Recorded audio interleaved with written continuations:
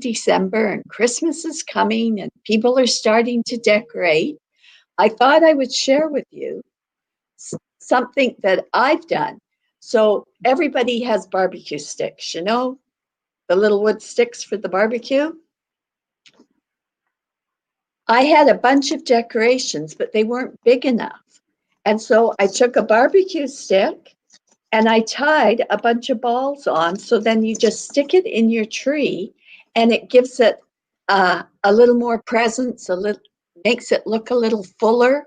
So you can do the same thing with ribbons, you know, that wiry, netty stuff. Group it all up and tie it on a stick and stick it in, and you almost look like you're a professional. And I was saying to someone, I was looking for royal blue flowers and I couldn't find them anywhere. And I found a couple, but I needed more than two. And the store said they were sold out.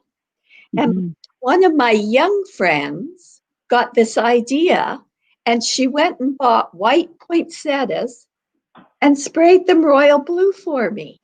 Interesting. And they're way cheaper than the royal blue when you buy them in the store in the color. So just a few tips to help you as you're looking to make your house look pretty for Christmas and for your family. But tonight we want to talk about friendship. We want to continue. And you know, one of the things I've learned most is friendship depends on your heart. Yes. Your heart dictates, and the condition of your heart is what will make the difference. And you know, it's Christmas is coming, and there's going to be lots of talk about Mary because she brought Jesus into the world. She was the chosen one. But Mary had a relationship with a lady called Elizabeth. And that relationship grew as they both were carrying children. And as they were in that relationship, you see where their heart made such a difference. And their heart had a foundation. And out of that foundation, it led to a strong relationship and friendship. And so, Angine, tonight, I want you to help us understand the foundation of our hearts for friendship. But what has to come first? Okay. You know, there's the world, meaning of friendship, and then there's the biblical or the right way of friendship. And the key thing is that my mind goes to, first we have David and Jonathan, and they had a friendship, and their friendship was deep in the soul. You know, the Bible talks so much about the friendship that they had and how they were knitted together. Now, friendship is so important because God never intended for us to be alone or to walk alone. Whether you're married, whether you're single, we are meant to be and to have friends around us to lift us up. My thoughts goes to Jesus in John 15 verse 14, when he had the apostles, and he was with them, walking with them, praying with them, talking with them. They saw the miracles, they saw everything. They called him master. And I mean, so many things that they saw him do. They knew who he was. But then Jesus turned to them in John 15 and he said, I do not call you servants, but I called you friends. And so that is so important that Jesus saw these 12 men as friends. Why? Because he wants us to understand how much it is important that we have friendship. Now, friendship can even be with your mother, your father, your cousin, your auntie, your uncle. Friendship comes out of so many things, but we are created to have friendship. You can have a leader, someone who's over you, but yet still be your friend. Jesus was, he's the leader of all leaders. He was their master, but he was also their friend. Yes. Why? Because we are created to be together as friends. And you know what I've realized over time too is that sometimes friends are closer than family. Sometimes friends are closer than those that you expect that would be there for you. And the Bible talks about it in Proverbs 18 verse 24 that says that there's a friend that sticketh closer than a brother. There are some people that are such good friends that people think that, we may be cousins or we may be sisters or brothers and sisters. Why? Because the friendship is so close. Why? We were created to have friends. We were created to be friends with others. We were created to be together as friends. And that's one of the reasons why even we have the church where the body of believers come together. It's, the greatest thing is to worship, to praise, to glorify God, but also to have friendship with each other, to have friendship with one another, so that when things are going wrong with one, you can be there for them. The Bible talk about us, weeping with each other, laughing with each other, crying with each other, because that's what friendship is about.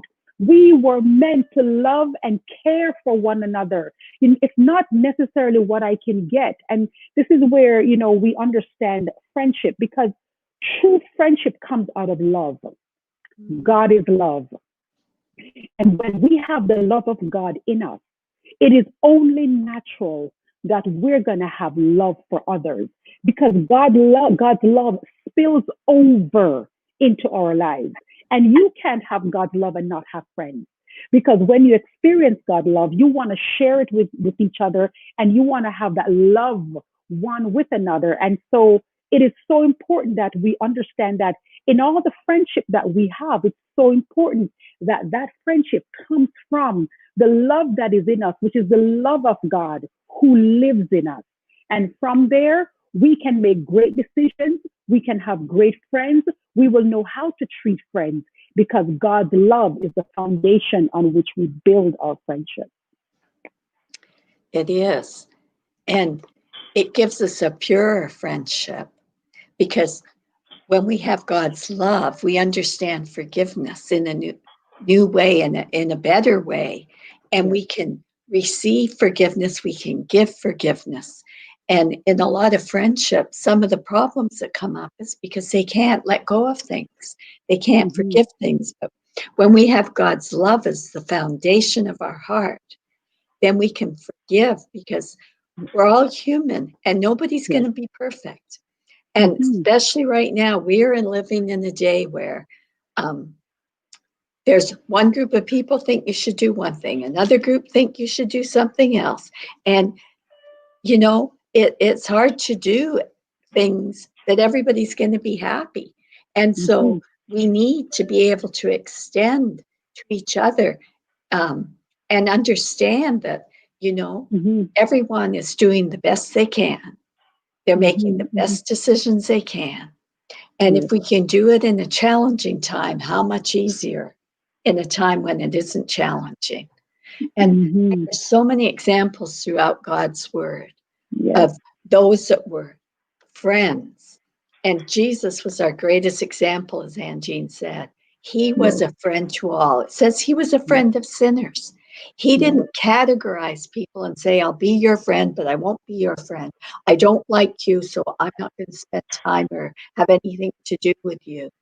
He made himself a friend. He didn't go out of his way to buddy up with somebody, but he was there available if the people came. And if we can use that example in our lives to just be available when people are around and be friendly to them, that could be as simple as smiling at somebody, just appreciating someone. And it also could be as easy as not letting your mouth say things about someone because they didn't live up to your expectation or do what you thought you could do. Because see, what's the foundation of our heart will always come out our mouth. And so then our lives, our words have to line up. And I think, my husband, he's one of my greatest friends, but he's also one of my truest, most honest friends. And sometimes I would, in years past, hang around some people that spoke very negative. And if I hung around them a lot, it would start to affect me. And he would know I'd been hanging around them. And one day, he just told them, my wife can't hang around you if you're in a talk like this, because it's not bringing out the best, and it's not giving friendship what it needs. And at Mm-hmm. first they were upset with him, but after a while they realized he was right. They weren't bringing honor to God. And Mm-hmm. while we were separated, I got stronger. And when we came back as friends again, we Mm-hmm. were able to be stronger together Yeah. in what God had for us. So, True. what Mm-hmm. what is some practical things we can do to Mm-hmm. build godly friendships and Mm-hmm. not let those, not push away those that are negative or haven't grown as much as we have, but what Mm-hmm. can we do to help them come to where Mm-hmm. we're at so we don't go to where they're at? Right. And I think one of the greatest thing is love. You know, people are in different stages in their life, in different circumstances in life. And what we have to have as believers is the compassion, the care, and the understanding towards people. When you have that as a friend, it's the foundation of who you are, then it makes a lot of difference in how you deal with friends. Now, the key thing is the purpose of the friendship. We are meant to love and to care for one another. It's not about what I can get. And that can be a challenging at times because people can use people for what they can get. That's not true friendship. True friendship is where we benefit from each other. We care for each other. We love on each other. Whatever need you have, and I can help you, but you are not able to help yourself, that's where I can come in, vice versa. So, someone needs some help. Someone is feeling sick and you can help them out in one way or another. Someone, needing, finance and you can help them out because life is tough. Things are tough. They may need groceries. They may need even encouragement. There's so many things, where we are meant to, to run together, cry together, laugh together. That's what friendship is about. True friendship is not about what I can get from you and what you can get from me, but it's how do we as one another help each other and help each other to grow. Now you have people at different stages and levels in life. And I think the important thing is that if someone is not where you're at, the key thing is where that even greater level of love comes, where you don't leave them, because I always believe you don't leave people behind. You do what you can to build them up, to lift them up, and take them with you so they can walk with you. So that, they may not be able to walk as fast with you. And sometimes, you slow down a bit so that they can come along and come alongside you.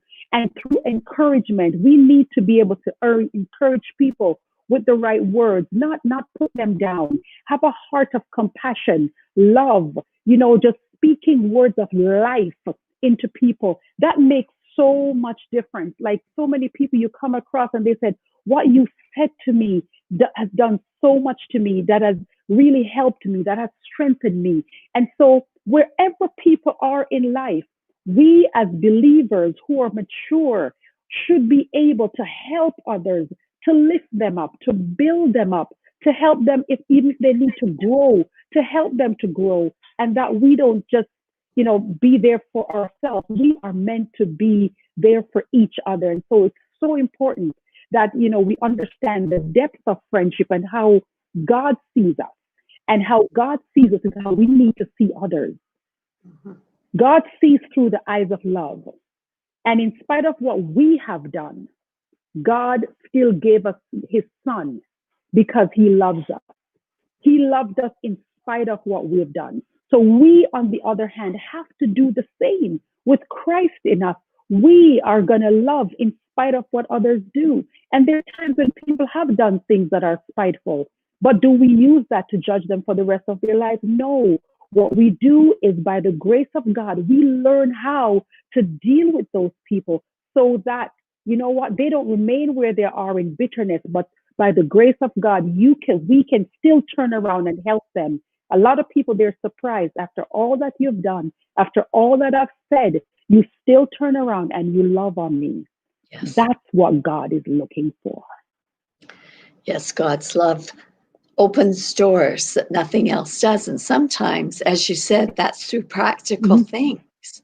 Yes. I remember years ago, my son came home one day and said, Mommy, the lady down the street needs help. And I didn't Hmm. even know her. So after the boys went to school, I walked down the street and knocked on the door. And at first she was very like, she didn't want to let me in or anything. And then she said, okay, well, why don't you just come in and have coffee? So I went in, and her house was, everything was a mess. And Mm. I found out that she was just overwhelmed with life. Life Mm. had overwhelmed her, and Yes. everything seemed too much. And so I would go over after the boys went to school, and I'd ask her to make me a coffee, and I'd start ironing, because back in Hmm. those days, you ironed everything. And she'd Hmm. have stacks of laundry on the couch, and I would spend the morning ironing her clothes. And then we would talk. And the more we talked, the more I found out about her and the problems she had, and found ways to help her. And then I went and got my other friends and said, okay, I need you to come help me with this lady. And gradually, through Mm. showing practical love, we won her heart. And once you win someone's heart, they Yeah. will listen to you. And Amen. she was ready to hear about Jesus. And Mm. so I know that sometimes it takes a sacrifice on our part. Yes. But if we are willing to go beyond our natural self, and this year has been such a different year. I haven't been able to invite any of you to go anywhere with me, but we Hmm. will be going back to the women's shelter in the Bronx. We're also Hmm. planning on going into an unwed mother's home that is in desperate need of help. And so start to look to see, what can you do? Where Yes. can you join others that are doing Yes. thing that will make a Hmm. difference? I know right Yes. now it's a little hard because of all the distancing and everything we have to keep, Yes. but Hmm. there's many people in need this Christmas, and Yes. we're reaching out in many different ways. So ask God to give you a creative idea. How can I help and become a friend to somebody in need? How can I build a relationship that maybe it's got a little broken over the time because things Hmm. have happened? What Yes. can I do to draw on God's love in me, to let that love be seen to others so that we Amen. can build that relationship?